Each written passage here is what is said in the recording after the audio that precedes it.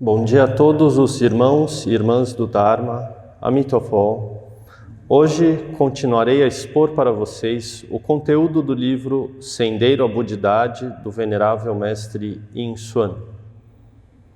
Na vez anterior falei sobre a diversidade dos praticantes Shravakas e a diferença entre os renunciantes solitários e os que vivem em sociedade. E falei sobre a diferença entre os Shravakas que seguem a conduta da convicção e os que seguem a conduta da sabedoria. Hoje falarei sobre a conduta da renúncia. Sendeiro à Buddhidade, capítulo 4, stanza 64. Embora haja diversas disposições, cultivam da mesma maneira a conduta da renúncia. Foi dito anteriormente que, dentre os que geram a mente de renúncia, existem os Shravakas, os Pratyekabuddhas, os Bodhisattvas. Existem os leigos e os monásticos. Existem os que vivem reclusos e os que vivem entre outras pessoas. Existem os de conduta orientada pela convicção e os de conduta orientada pelo ensinamento. Embora haja essas pessoas com diversas disposições distintas, demonstrando diferentes estilos, basta que elas realmente consigam gerar a mente de renúncia, que então poderão cultivar a conduta da renúncia da mesma maneira e alcançarão o objetivo de liberarem-se do ciclo de nascimento e morte. A maioria das pessoas avalia tudo conforme a própria personalidade e as próprias preferências, mas não sabe que o aprendizado do budismo possui diferentes categorias. Isso ainda falando sobre o Dharma comum aos 3 veículos.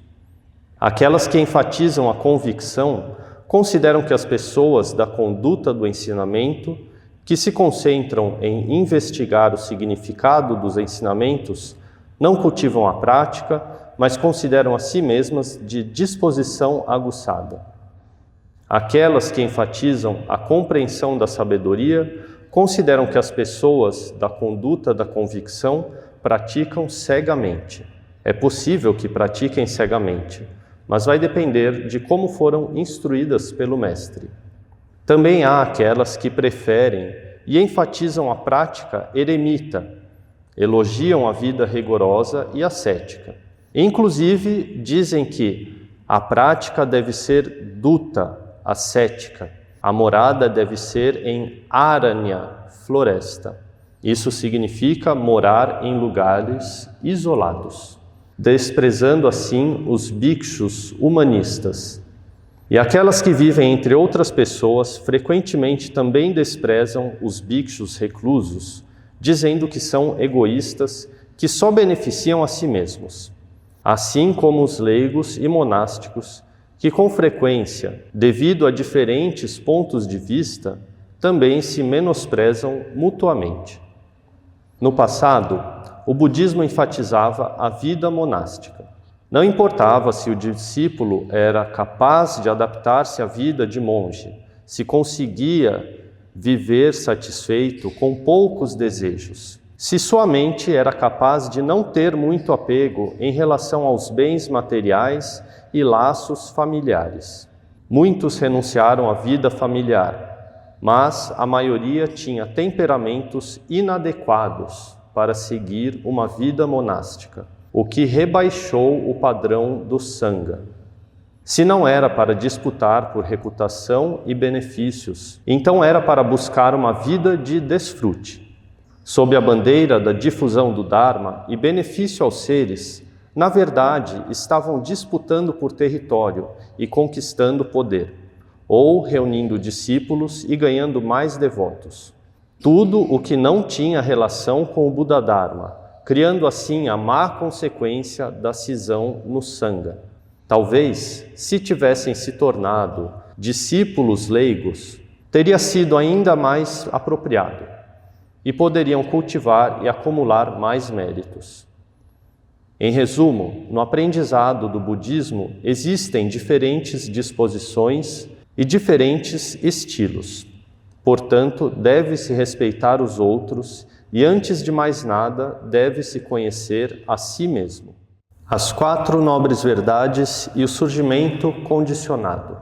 Estanza 65.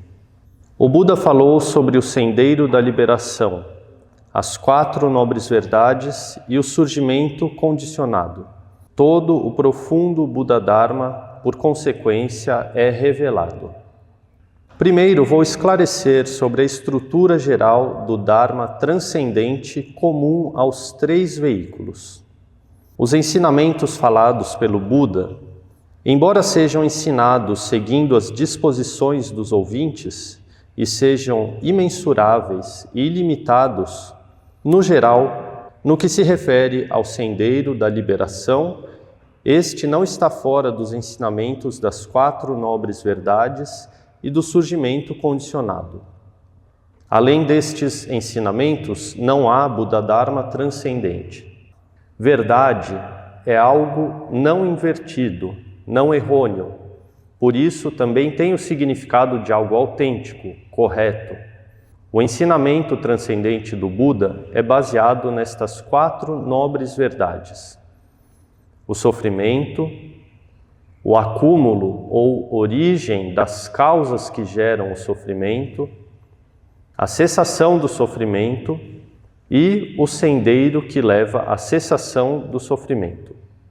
Ou seja, o Buda expôs o ensinamento correto sobre a natureza da vida no mundo humano, a origem das aflições opressoras do mundo, esclareceu sobre o estágio em que se supera o mundano e se elimina todo o sofrimento opressor, e sobre os métodos para alcançar a cessação e extinção das aflições. O Dharma transcendente do Buda é esclarecido principalmente através das 4 nobres verdades. O Buda Dharma é alcançado mutuamente através da convicção e da sabedoria. Nunca é dito que basta ter convicção para poder obter a liberação. Nós devemos reconhecer claramente a natureza do sofrimento opressivo da vida humana e a origem do sofrimento, para que então possamos, a partir da eliminação da origem do sofrimento, experienciar a verdade, e então obter a liberação, não mais sendo oprimidos pelo ciclo interminável de nascimento e morte. Falando sobre o surgimento condicionado, ele não é distinto das 4 nobres verdades. Em princípio, a partir da realidade do sofrimento opressivo e de sua investigação, camada por camada, encontra-se a raiz do sofrimento e descobre-se a inevitável lei de surgimento e atração mútua entre as causas e consequências do sofrimento. Isto significa que a ignorância é a condição para a volição, ações. A volição é a condição para a consciência. A consciência é a condição para nome e forma. Nome e forma é a condição para os 6 órgãos dos sentidos. Os 6 órgãos dos sentidos são as condições para o contato. O contato é a condição para a sensação. A sensação é a condição para o desejo. O desejo é a condição para o apego. O apego é a condição para a existência. A existência é a condição para o nascimento. O nascimento é a condição para a velhice, doença e morte. Essa é uma explicação clássica dos 12 elos do surgimento condicionado, que na realidade é uma explicação sequencial sobre o sofrimento e seu acúmulo. O surgimento condicionado diz que todos estes, sofrimento, acúmulo, etc., somente podem existir ou serem gerados conforme as condições, relações, circunstâncias, razões. Portanto, pode-se, através da mudança das causas e condições, dissipar e eliminar o sofrimento, etc., e alcançar a liberação. Estas são as duas verdades da cessação e do sendeiro. Assim, na explicação a seguir, as 4 nobres verdades são as partes fundamentais e, ao mesmo tempo, será explicado o Dharma do surgimento condicionado. Em geral, acredita-se que as 4 nobres verdades e o surgimento condicionado são dharmas do Hinayana, o pequeno veículo. O que se desconhece é que todo o profundo Buda Dharma do Mahayana também é, por consequência, revelado. No sentido da ênfase, o Dharma Hinayana enfatiza a explicação do sofrimento e do acúmulo. O Dharma Mahayana enfatiza a cessação e o sendeiro, especialmente na explicação da cessação. No caso das duas escolas do Mahayana, Madhyamaka, a visão do meio, ou escola da contemplação do caminho do meio, e a escola Yogacara, tanto Madhyamaka em relação à natureza Sunya, quanto Yogacara em relação ao surgimento condicionado, nenhuma delas se afasta nem um pouco das 4 nobres verdades e do surgimento condicionado. Isto está bem explicado no Sutra Srimala Devi Simhanada, onde diz: Hinayana é mensurável e ativo das 4 nobres verdades. Mahayana é o imensurável e inativo, ausente de ações das 4 nobres verdades. Também é dito no Nirvana Sutra: aquele de sabedoria inferior contempla o surgimento condicionado e obtém a Bodhi dos Shravakas. Aquele de sabedoria mais superior contempla o surgimento condicionado e obtém a Bodhi dos Budas. O Buda Dharma não vai além dos ensinamentos das 4 nobres verdades e do surgimento condicionado. Apenas possui uma realização parcial ou completa da iluminação e uma explicação superficial ou profunda dos ensinamentos. Hoje falei sobre a conduta da renúncia. Na próxima vez explicarei mais sobre as 4 nobres verdades e o surgimento condicionado. Este era o conteúdo do Sendeiro à Buddhidade que queria compartilhar com todos vocês. Desejamos que todos estejam saudáveis, bem, seguros e felizes. Amitofó.